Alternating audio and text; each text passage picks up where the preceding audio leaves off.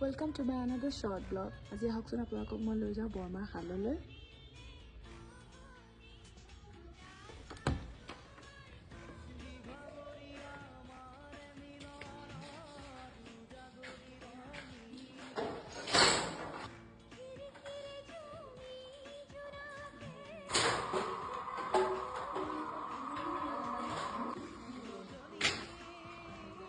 ভাল লাগিছে